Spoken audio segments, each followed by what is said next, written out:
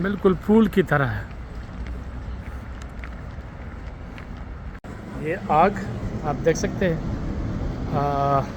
ये भी एक यादगार है और इस यादगार के लिए जो है ना यहाँ पर काफ़ी लोग आते हैं, और मैं इसके बारे में आपको बताऊंगा कि ये आग क्यों मुसलसल जल रहा है, तो ये भी मैंने आपको बताना है। लेकिन सिर्फ आपको ये याद दहानी करानी थी कि यहाँ पर काफ़ी चीज़ें बेहतर हो रही हैं। हाँ।